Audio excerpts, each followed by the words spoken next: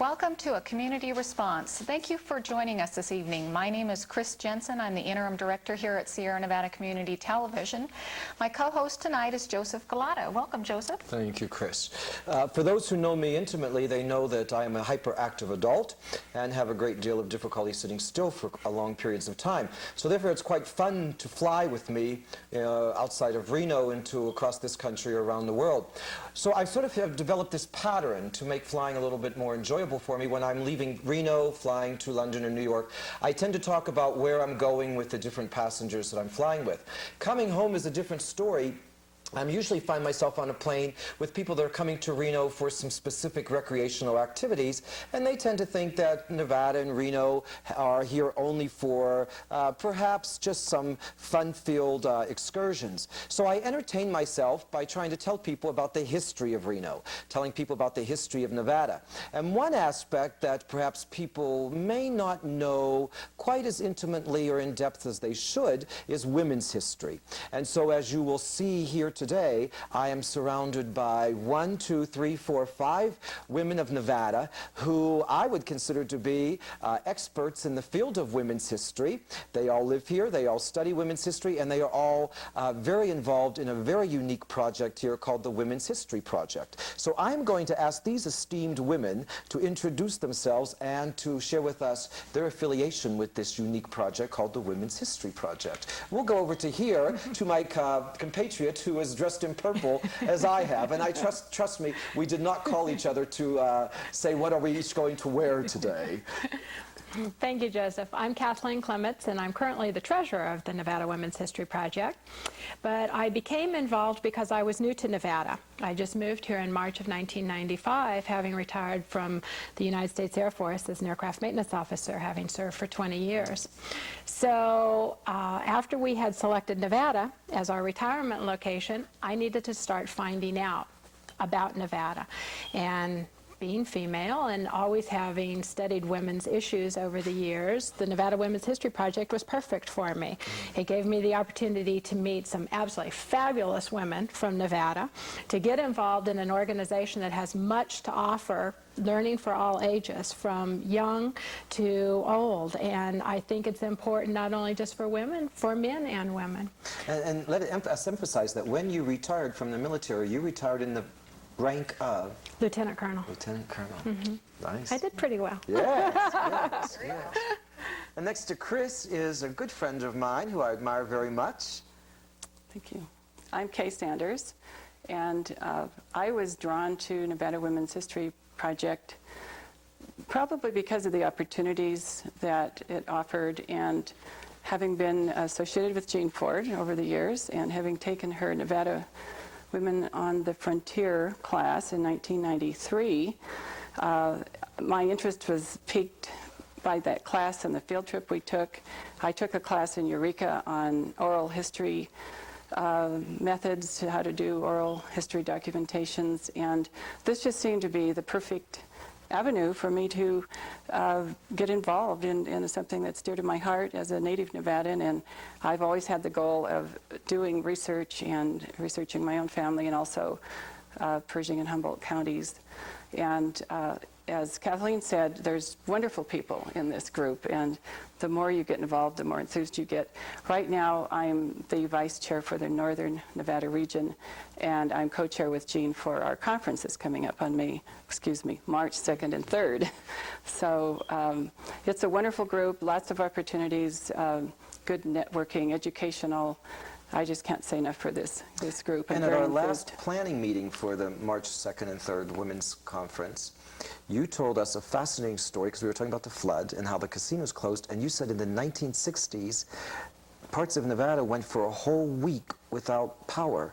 Yes. I had just moved to Carson Valley when the fire of 1960 burned out the electrical transmission lines between California and western Nevada. So it wasn't only Reno, it was Carson City, Carson Valley had no power for a week. And in Carson Valley, the power was what drew the water up into the wells, so we didn't have any water. So when they came knocking at my door, I had just moved to this little house in Gardnerville. My husband was still working in Reno, and I had 2 little boys. I thought, I don't think I can do without water for a week. So we got packed up and moved over to California where my parents were living. But yes, it did close down everything. There was no power. That was fascinating to hear. Fascinating when she first started talking about it. We'll talk more. I am sitting here next to Jean, who I would not be working with the Nevada Women's History Project if it was not for you, because I heard one of your fabulous lectures on the history of Nevada. Would you introduce yourself? Yes, I'm Jean Ford. I'm currently the chair of the History Project. And one of the things that got me started was teaching at the university and realizing how little we knew in Nevada about our own history, and how positive it was when students got the opportunity to research that and start sharing with each other some of the information, like some of the pictures we have on the wall here today, telling us that women have always been involved in many different kinds of work, many contributions to the community. And we don't know very much about that from the history books that have been written so far. So one of our goals is to not just add women to the history, but to provide the people in the future with a history that is a balanced picture of both men and women working together to build this state. Now, you didn't introduce yourself as a retired state senator from... No, I didn't, but that's one of the lives I have lived in the past. You were a state senator for what years? 78 to 82. I represented an area in Clark County. Thank you. And then next to Jean is someone that I've known for a while. We worked together actually on a big multicultural project to raise money for scholarship funds for the sociological department at the university with our late professor, who was just a wonderful, wonderful lady and made a great contribution to this state, Lois Harry. And we worked together on a project, and then she also has designed a new group in town called Common Ground. That's correct. And I am Sylvia Ontaneda-Bernales. I am originally from Peru, from Lima. Lived in Nevada for 25 years, in Reno particularly. And the reason why I'm involved in the Nevada Women's History Project is as a consequence of a documentary I produced and directed for Channel 5 KNPB dealing with Nevada women's history. Originally, I had intended to cover the periods of right after the suffrage victory for women and up to 1964, when the Civil Rights Act was passed, of 1964 that is.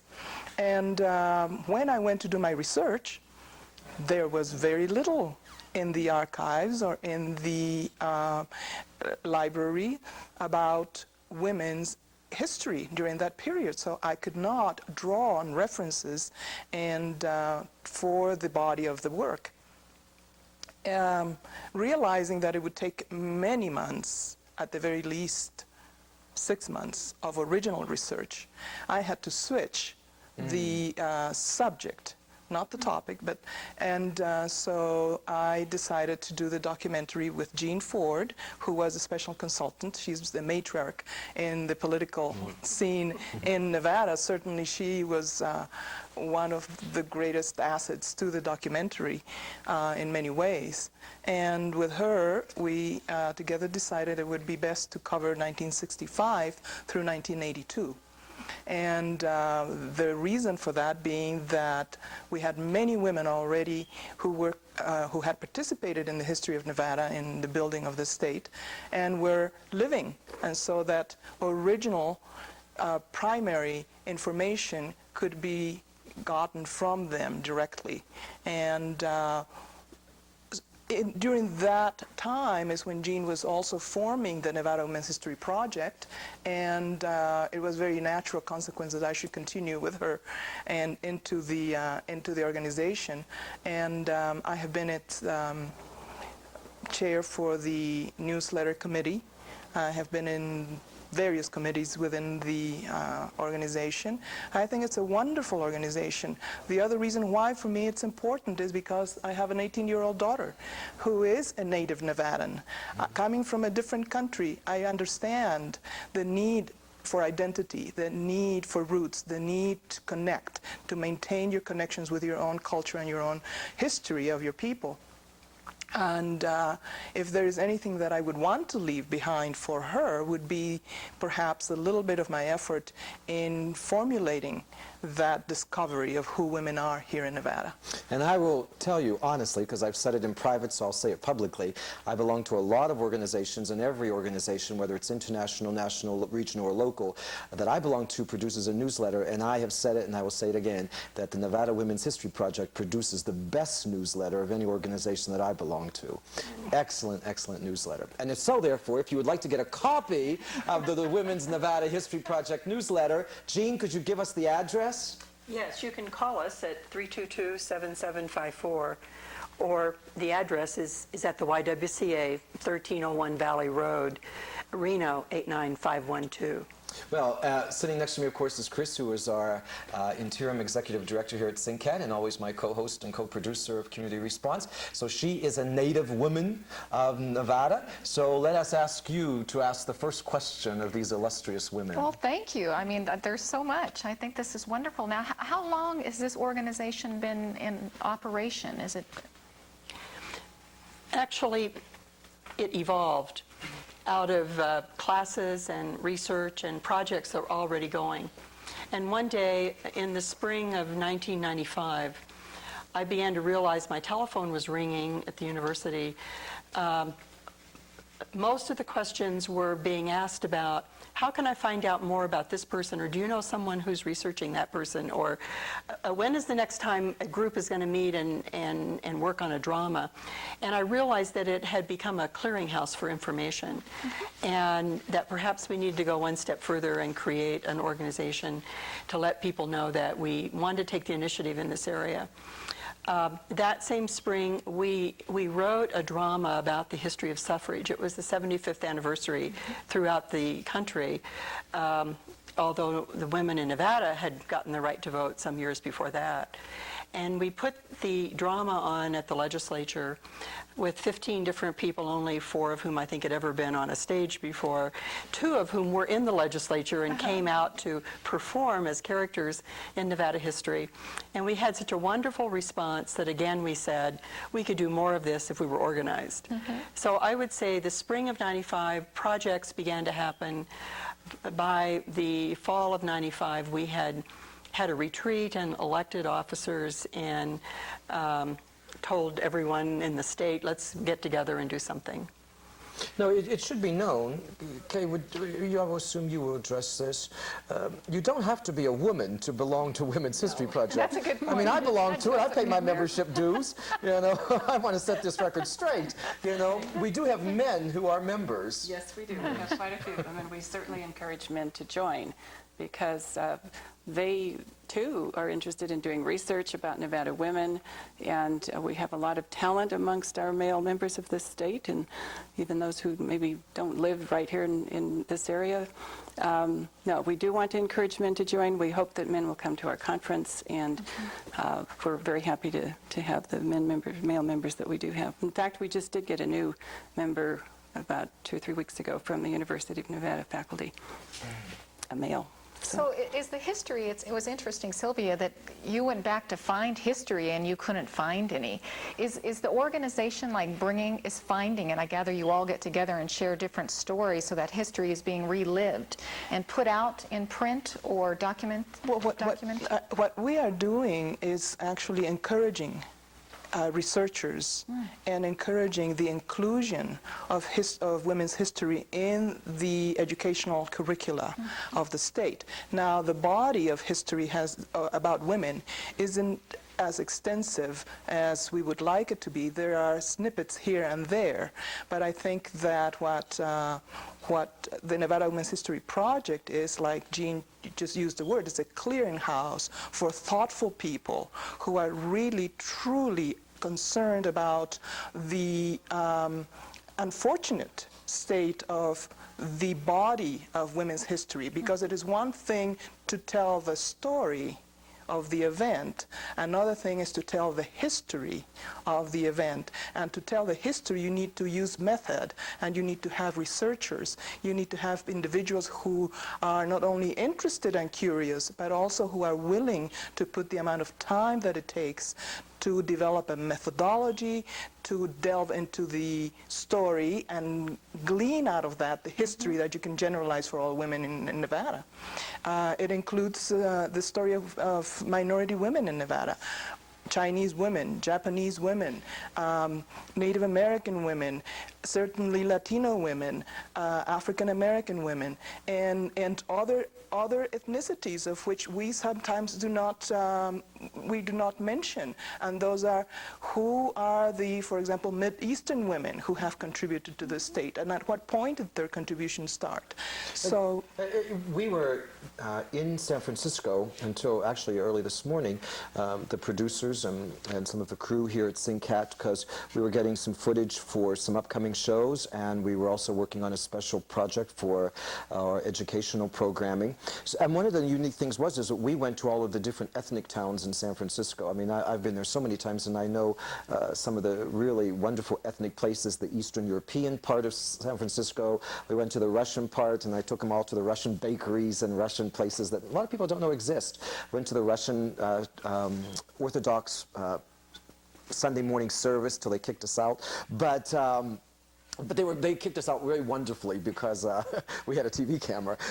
We went to Chinatown and Japantown and, you know, Ethiopian town, and as we were coming back, one of the things that I mentioned is that that's one of the things that I think is missing in our beautiful area of Nevada and Reno, is that we don't focus on the ethnic history, and certainly we exclude the women of ethnic cultures and their history involved. And Jean wants to say something, but let me finish on this, is that in my research, I'm really fascinated about what went on during the World War I, and I'm actually bring that into military with Kathleen, but I know that during World War I in Douglas County, where Kate's husband had taught for a long time, during World War I was the largest population of Germans per capita in the United States, and because we were at war with Germany, the Germans in Douglas County up to Virginia City were forbidden by the state of Nevada to speak German in their church services,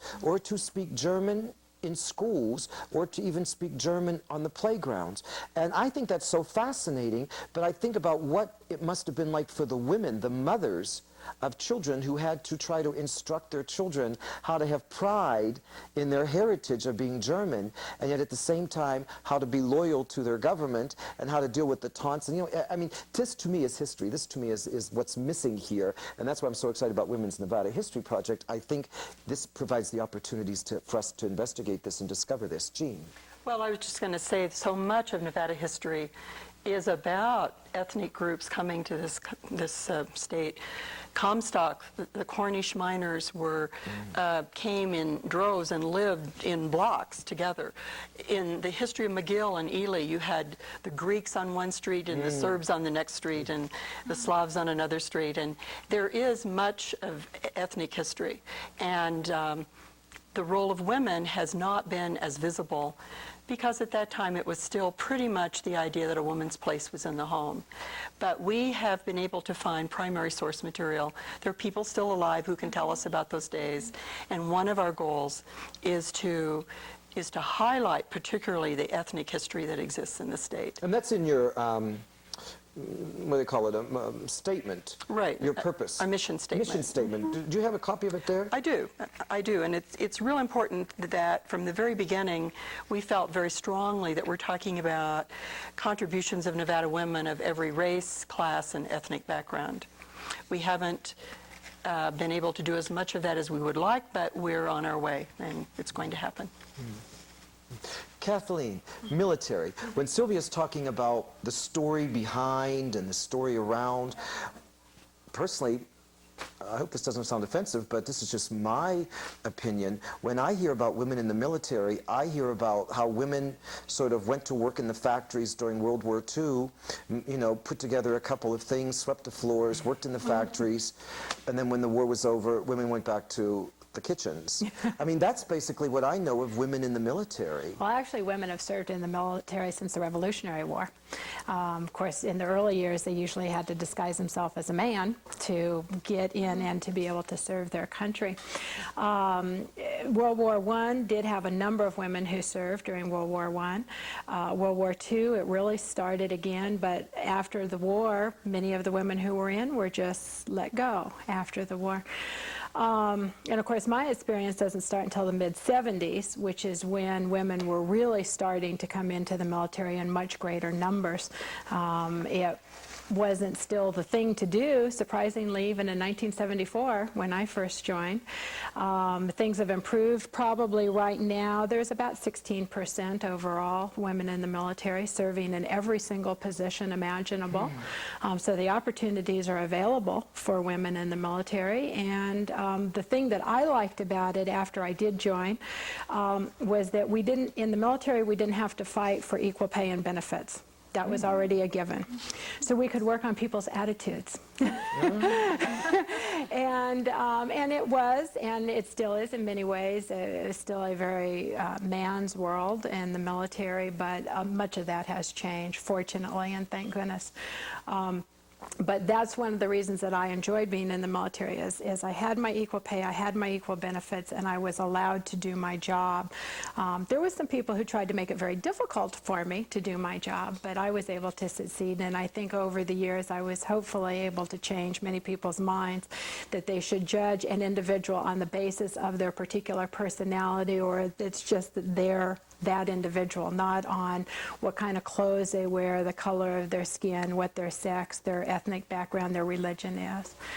This brings to an interesting point, I think, for Nevada, because we do have the Navy base in the state. Is that correct, Jean? We also have Nellis Air Force Base. Yeah, Nellis Air Force Base, and we have the ammunitions plant. The depository, and it would be very interesting to find out what the history of women in the context of those two institutions would be here. Research that I'm working on. I'm very active with there is a memorial being built to women in military service for America, the WIMSA Memorial. It's currently under construction at Arlington National Cemetery. It is a memorial to any woman who has served at any time in the military, for past, present, and our future women. And so I'm a member of a group, and we are working to publicize the memorial's fact and to get women registered for the memorial. Right now we have over 500,000 women registered, but we have 10,000 women veterans in the state of Nevada. Oh, wow. In Nevada? In Nevada. And so we don't have all those registered yet. We're working diligently, but I can say with pretty good certainty that we only have about maybe 6% of those registered. And so we're trying to get the word out on that because we have a number of women right here in Reno. In fact, my presentation at the Women's Conference that's coming up in March is Nevada Women on the Move Through Military Service. And we're going to have 5 panelists, of which one was a World War II Army officer, a woman of color. Another one is a World War II, she was a woman air service pilot, a WASP, so she flew airplanes during the war. We have a woman who was the first Army ROTC instructor for the Army. This is even before they allowed women to be in the ROTC programs, but they had their token instructor, and she taught right here at the University of Nevada, Reno. I will be representing from the mid-70s to the early 90s, and then we'll have the highest ranking female officer in the state of Nevada, Brigadier General Carol Thomas, who is in the Nevada Air National Guard. She's the Assistant Adjutant General for Air in the Nevada National Guard. And she will be our 5th panelist, and our panel will be moderated by a Nevada Air National Guard physician's assistant. She serves as an officer. So we're going to be talking about some of the women veterans in Nevada from World War II through the present. Wonderful. This is a good time to also mention that we have members in Clark County, Lincoln County, White Pine County. We're a statewide organization. We have over 300 members statewide. And in Clark County, it includes Dr. Kate Willman, who is the official historian for Nellis Air Force Base. Her office is on the base, and in gathering materials, primary source materials for a survey I was doing for the university, I met her and learned about the history at the Nellis base, which starts in the 40s with women coming onto the base, starting to receive training, and they have been preserving that history since that point. So it's all around us. So the theme is Women on the Move for the conference on March 2nd and 3rd. And such interesting themes. Let's talk about our grandmothers. What will that segment discuss? Well, that's D.G. Fulford who wrote the book together with her brother. And I bought a copy of that book. It's going to be very helpful to me. And she has listed questions all throughout the book that you need to think about and perhaps use in your own research. So that's what she's going to be doing, is talking about how to use her book in your research for probably mostly genealogical research, but it could be carried over to other research about different so that areas. every family can keep their own history and the information that may be valuable in the future, different than we look at it today. Right. Yes. Interesting. Questions that you would never think of. Think to And she's asking. thought of them Right. and written them down, and they're in the book. Oh, good. When we were in San Francisco, we were having breakfast, and I was telling Chris and John and Rich, who was with us, who's a videographer, that about my grandmother, who turns actually 100 years old while the Nevada Women's History Project is going on. The conference? And the conference going on. And so I was telling them stories about my grandma, and she's, to me, a saint. I mean, to me, she's the most saintly person I ever met, the most wonderful. I call her my knight in shining armor. And, but she's never would tell us much about her life unless we'd put some whiskey into her tea when we were kids. We'd throw some whiskey in the tea, and she would drink a little, and then she'd start telling us about her friendship with Al Jolson and all of this. And then she'd catch herself, and she'd say, it's none of your blankety-blank business. And so all of our lives, all we heard was, it's none of your blankety-blank business. So now she's turning 100, and she writes to me once a week, and she's as healthy as a lark, thank God. And so she's telling me now little bits and pieces. So she told me in a letter a couple weeks ago that she's going to write her life story for me, but she didn't know where to start. So I knew of DJ's book, DJ, right? DG's book. And so now I told my grandma that every week I would send her a list of like 5 questions from the book. And then she could write the answers to those 5 questions, send it to me, and I'll keep it, and then I'll send another 5 questions, and that way there's something like 300 questions, or I don't know, something in the book, so that way she has to live till she's 103, you know, at least, and then we'll start on volume 2. So it's really a wonderful, wonderful book, and it's one of the things that the Nevada Women's History Project does, is teaches people how to trace their ancestry and how to do research. And maybe, Jean, you would address that a little bit, because I know that we actually have you on film teaching one of the classes on how to do research. Well, this fall we had a class where we suggested that we might get together people who want to learn more about how to do research that aren't necessarily students at the university, and open up to them all of the avenues that are in public libraries, the University Library, the Historical Society, the LDS Family History Center, photography archives, the state archives about the official history of the state. And these are all around us, and they are, for the most part, open to the public, and people are not aware, or if they are, they think, I don't know that I'll ask the right question. I don't know how to use those computers that take the place of card catalogs. And so we had some classes to teach people that, and it was great fun. One of the people taking the class, when we went to the university archives, found her grandmother's picture that day. She grew up in Smith Valley, down in that area of Lyon County. And there was a card catalog, and lo and behold, her grandmother's name was in that card catalog, and they were able to pull out a photograph of her that day. So that was a real find. We can't guarantee that every time, but it is just wonderful. In a state this small, the census records, the church records, the cemetery records, all of these are avenues for detective work, and that's what it turns out being most of the time, and people can get really hooked on it. This is a wonderful project. It really is. It's incredible that so much history through our grandparents won't be lost. I think that's so important. And you were telling me at breakfast that you lost your grandparents at an early age. And that's why I find that theme so fascinating. I lost my grandparents at an early age, and it's through associations that I've got adopted grandparents. It's so important. For me now to have that around me, that experience, is just a terrific blessing, and to preserve it as part of history for people that lose their grandparents and don't get to know them once they're older, and maybe appreciate them differently than you do when you're a child. So I appreciate the work that you're all doing. Another, I have the conference brochure here, which is list all of the different presentations and workshops that will be made. Chris, of course, talked about Let's Talk About Our Grandmothers, and Kathleen is one of the presenters for Nevada Women on the Move Through Military Service. We're talking about doing research, and there is actually a man, Rich Moreno, who is a publisher, and Ann Henderson, who's the events editor, both of Nevada Magazine, will do a workshop on publishing your research. Yes, that's real important, because we can do all of this and have a lot of personal satisfaction out of it, but unless it gets into places where other people know about it, and particularly into the schools, then we haven't gained all the value that can be had from this experience.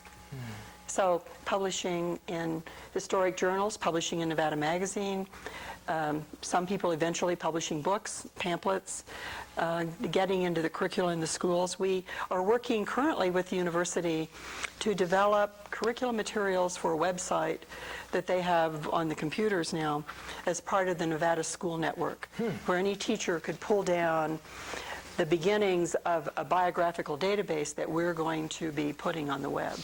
And the research for that database came from at least 6 different people that belong to this organization, and they're contributing the research that they've done. Once again, going back, you must think we didn't do anything in San Francisco but eat, but when we were sitting in there at that restaurant whose cheese blintzes were just too cheesy for me, and I sent them back. We were actually talking with a person from San Francisco, and we were saying that we had to get home to Reno to shoot this program with you, and we mentioned about the Nevada Women's History Conference, and she said, "Oh yes, I know very well the lady who lives here in San Francisco who donated a lot of the old ladies, old fashion, not old ladies, old fashions, old dresses from the 1800s from women in Nevada who donated them to the Carson City archives." Oh, wonderful. And she lives in San Francisco, and it was like, it brought into that, what a small world. And one of the workshops will be called Fashionable and Not So Fashionable Women of the Silver State. Jan Laverne, Nevada State Museum's curator of costumes and textiles, features historic photographs and advertisements in her lecture slide presentation, clothing styles of women prospectors, equestrians, and ladies of the night, as well as trousers, corsets, millinery, and the Margaret Ormsby 1861 ball gown are discussed. What was a woman prospector? Well, one of the presentations is going to be by Zenjani about women On prospectors. the Comstock. Miners. They were Yes. out looking for the gold and silver just like the men. Really? Right. One particularly named Josie Pearl. She and her husband started out together, and they were in Tonopah and Hamilton and places like that. And then he finally died, and she went on by herself, ended up north of Winnemucca, had her own little dugout in the side of a hill, and I think it was Ernie Pyle that found out about her and went and visited her there and wrote about her. The famous Correspondent Ernie Pyle. But there are a couple books about Josie Pearl, but she's one of many women prospectors who got involved. Well, Eily Orem was one of the first to actually she got her claims on the Comstock because people couldn't pay her for the boarding house, so she said, well, I'll just take a couple feet of your claim, and over the course of a few months she got enough feet that she was one of the first millionaires on the Comstock. She struck it big. Wonderful. Right? That's wonderful. I just never envisioned women out there mining. We just had Senator Reid here as a guest, and one of the things that he discussed with Chris and I is his life as a little boy growing up in Searchlight, Nevada, whose father was a miner, and how he continuously in the Senate defends miners because there is a bill keeps trying to be introduced to eliminate mining from the United States, and he is the champion defender of the miners. And so he's actually coming back here to do another program with us on the subject, and it'll be interesting to see what, because he's such a wonderful historian of Nevada history, to see what he has to say about women miners. Well, it's just as we said before, women have really been in every single occupation throughout history. It's just that so often it's not documented, or you never knew they were a woman. As we were doing our book assessments, which I'm sure, Jean, you're going to talk about in a few minutes, I had the pleasure of doing the book assessment on the history of Wells Fargo out here in the West. And in there was mentioned there was a woman who, they did not know she was a woman. She had a man's name and obviously dressed as a man throughout her 30 years as a coachman, hauling people and gold and stocks and money throughout the West. And it was not until this individual died that they discovered that she was a woman and had probably been a mother. And it was just fascinating, you know, and I'm reading the story of Wells Fargo. And Her name was? Her name was Charlie Yes. Pankhurst. Thank you, Olive. And she did the run from Placerville up here to Tahoe and then Oh, wow. into Nevada. Yeah. You know, it's interesting when we talk about women's history and how fascinating it is to discover it. One thing that perhaps we ought to also remember is that the reason why we do not have women's history is not only because women were particularly relegated to the private sphere, as we all know, but also because those arms of the intelligentsia of the society that had the authority and the legitimation to provide that kind of information did not do it. They did not take it upon themselves, the individuals within the system, and the system itself did not present opportunities, you know, to gather that sort of information. And the reason why I mention that is because it is very easy to be comfortable, you know, with the systems that we create and not pay attention to the things that we really leave behind or sweep under the rug and do not bring to the fore. And usually it's the weaker someone, the weaker other who gets relegated, you know, and this is something that fortunately women are no longer in that position of weaker other, but we are really reclaiming what is rightfully ours. It's our position in history, our position in the greater scheme of things, not just in the private sphere and the personal, but by investigating the personal, also eliciting from that the really incredible contributions of women who were not necessarily queens and rulers of state or madams or anything like that in the history of humanity, but who were average individuals who were really making a difference. And I think history, you know, without those segments, then it's not history, because it's not portraying a factual picture. It's like starting a book in the middle of it. You've missed the essence of it. All the parts created That's it. true as well. We haven't had nearly enough history about men or women, about the unsung heroines Yes, or heroes. I was thinking that. The people, the ordinary people, and that's not a good term, but yet it conveys, you know, some of what I want.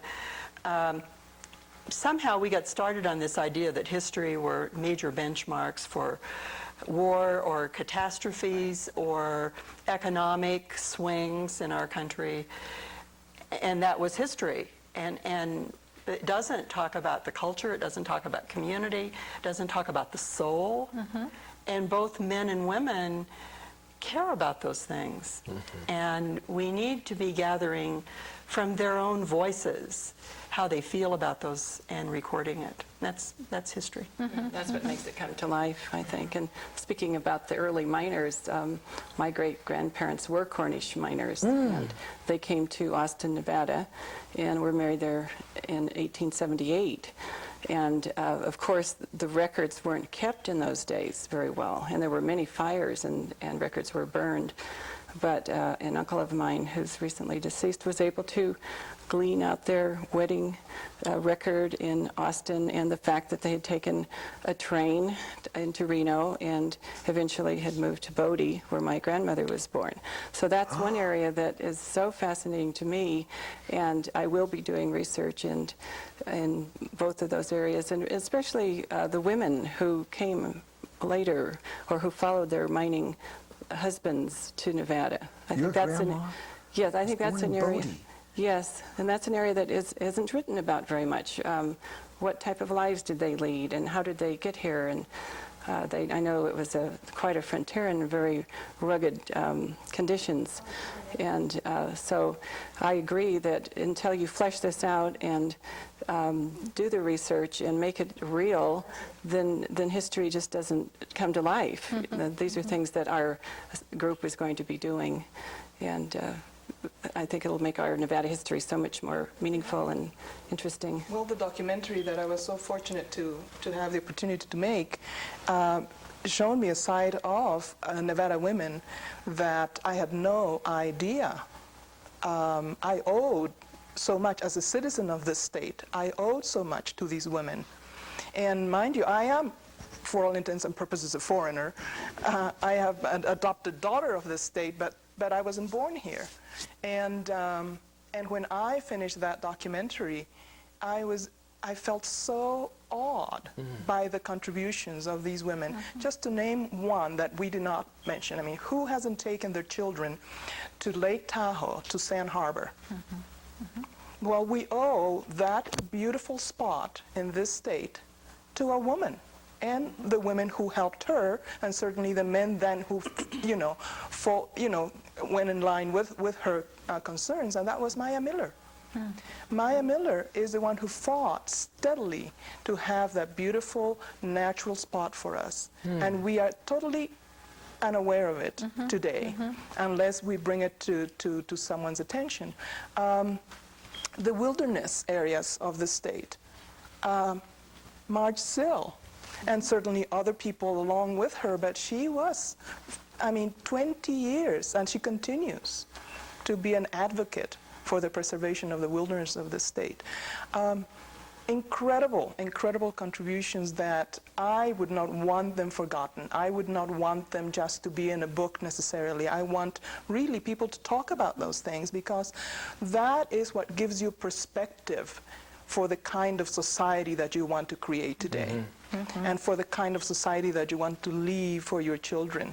And because it is not just about men doing this and women doing that, but it is that those contributions created our opportunity. An opportunity and create our reality. And so I am, even now, when I speak about it, when I think about it, I am totally in awe of those contributions. And you and whoever attends our conference, and which I hope many of you will, is that you will be able to see the 30-minute version of Making a Difference, Nevada Women in Politics from the years 1965 to 1982. And so you will be able to see the kind of contributions I'm talking about, because you will hear those women speak with their own words about what they did, what they went through, and what difference they made. Your videotape was shown at an international film festival. That's correct. I was so privileged, I think, to have been chosen to show my documentaries in Canada. The 1-hour version, because the documentary Making a Difference comes in 2 versions, the 1-hour version and the 30-minute version were entered in competition, and they were screened in October last 1996, I should say, and in the Wilfrid Laurier University in Waterloo, the Bettina Russell International Film Festival. And so that is, I'm very proud of that, because it talks about Nevada. It is about Nevada, not about me as a producer or director. It's about Nevada and Nevada women, and I'm very proud of that. One of the things that happened when we started celebrating 70 years of suffrage is we started going back and looking for that history, and those of us who worked with Sylvia on the documentary, we had no idea of the women who'd come before us and had struggled similarly with other issues in the late 1800s and early 1900s. And it was amazing that we found out that women who were national leaders in the suffrage movement came to Nevada, like Susan B. Anthony to Virginia City, Carrie Chapman Catt to Reno, where she helped organize the League of Women Voters. In 1919, we thought we had organized it in the 60s. I mean, we had no idea that we had this heritage of strong women making a difference in their communities. So it's very empowering to people to learn that others did it before us, and so if it looks a little hard, just hang in there, because we too can make a difference, and that's, I think, part of what comes out of this.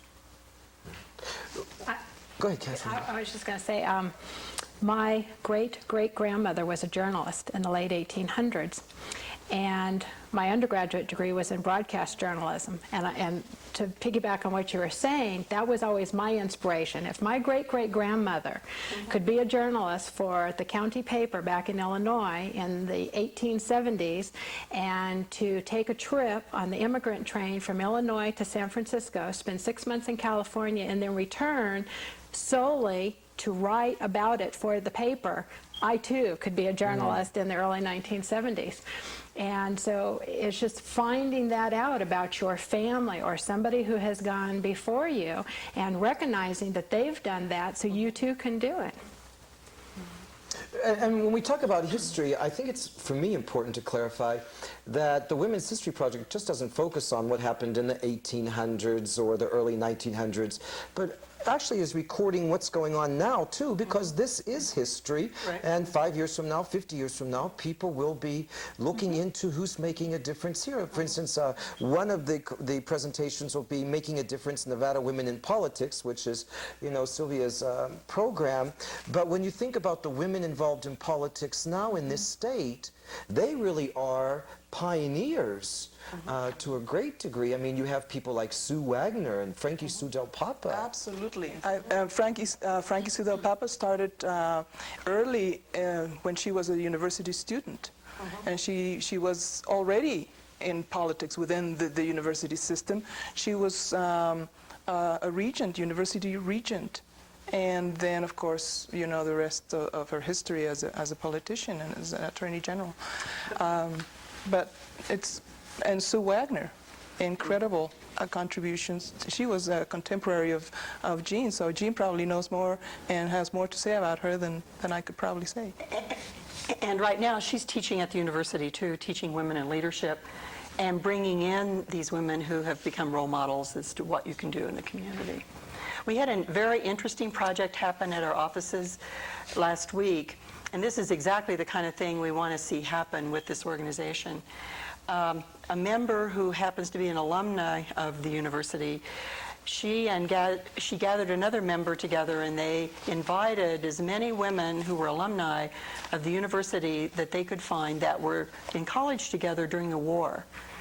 1943 is the year they focused on, and last Thursday they had 25 women come together in our offices and reminisce what it was like to be a woman on the UNR campus when they were displaced from the dorms for all the cadets that were brought in and into training, and they had to find other places to stay.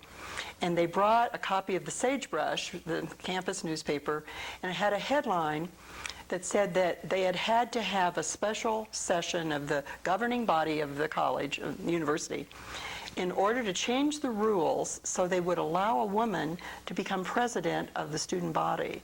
They hadn't even been allowed to do that before that year. That year, there were no men candidates because of the war. And a woman wanted to be president, and the students wanted her to be president, and they changed the rules so that a woman could become president of the university. Now, Frankie Sue came along later and was also president, but that had to happen in 1943 to open up for women new fields. So, you know, it's evolved, and you're quite right. We're looking at all eras in history, from the earliest 1800s to today. Well, Mary Kojak.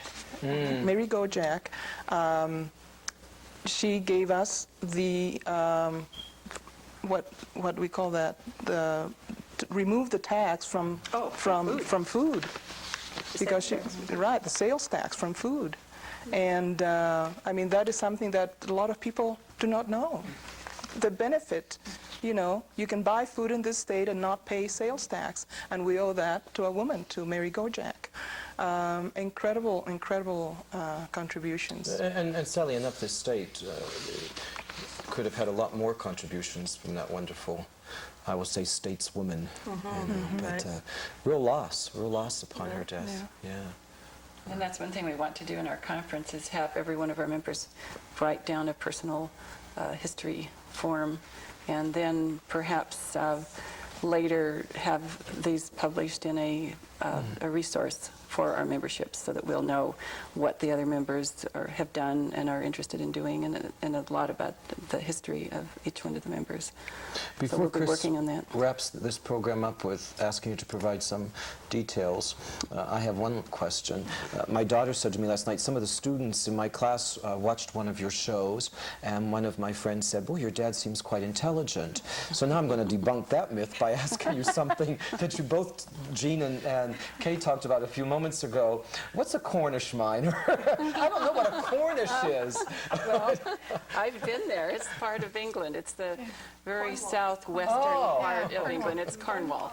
So the mines had failed in Cornwall in the late 1800s, and a lot of Cornish miners had to leave, and they went not only to the western United States, but they immigrated all over the world. So that's what a Cornish, it isn't like a Cornish hen or They were something. wonderful Cornwall. workers in the mines in Virginia City. And Ron James, who's another speaker on the conference, is Irish, and he's done a wonderful lecture up at the Gold Hill Hotel on the difference between the Irish and the Cornish and the competitions that they got into on the Comstock. But you see pictures of these huge wheels that used to pump all the water, the hot water out of the mines. Those were from Cornwall as well. Cornish pumps helped make the Comstock live and succeed. But before you close this hour, which probably we could keep on talking Yeah. about, you have schedules to meet. I think that it is very important that we mention the contribution of minority women to the state. Certainly, if there is little written about women in general, Nevada women in general, there is even less available about minority women. And in the documentary, I am able to present a woman who has made an incredible contribution to the state, and her name is Ruby Duncan. She's from Las Vegas, African-American woman who came from the fields of Louisiana, the cotton fields of Louisiana, and she, with her vision and whatever inspiration she had from her own need and pain, was a role model for so many of us. She was involved in the welfare fight to give some dignity to the African American community in the years of late 60s and early 70s. And so that it is very important that we understand that minority women have contributed to the state. Not only African American women, but there are also Latino women who have contributed to the history of this state that we do not know much about. And I wish that whoever is out there who's listening to this, who's viewing this program, who has any interest whatever in history, in the history of women, if you are a Latino woman or Latino man, please contact us and give us information about the wonderful people who, from 20 years ago, 30 years ago, even 10 years ago, who have made a contribution to the state, because we need that information for our own children. It's very important that we do make that point. In the conference, we're going to have a program called Multi-Racial, Multi-Ethnic Dialogue, and what that will address is the very important point that any kind of research into minority women's history needs to be addressed from a very important perspective, and that is the perspective of the person who's made that contribution. And that involves understanding the culture of that individual. Anybody can do that research, certainly, anybody who's interested, but you really have to put yourself in the shoes of that individual. You have to enter the psyche of that individual, culturally and ethnically, and that is what that program is going to be presenting. Well, it sounds like it's going to be a terrific conference. It's March 2nd at the National Automobile Museum. That's where it starts. That starts, goes all day with the Half a different... day. Half a day. At noon. And then March 3rd at the Sands Regency Hotel Casino. Right. So it's, and you all will be partaking in that? And Oh, yes. People could call us, and we'd be happy to send them a conference registration packet. Again, that number is 322-7754. great, and we'll get that information out. I know myself, I'm signing up. It's what you shared with me is going to be a real inspiration. And I would like to acknowledge they have my check already. I'm already registered. Kathleen is the treasurer, and you make out your check to Nevada Women's History Project. Okay. Anyway, Works. thank you very much. Yes. It's just absolutely fascinating. And now I even have more to tell all of my passengers on the planes coming into Reno. I can tell them all about the Cornish women miners, which I just think is absolutely fascinating. So thank you very, very much. Thank you. Really great.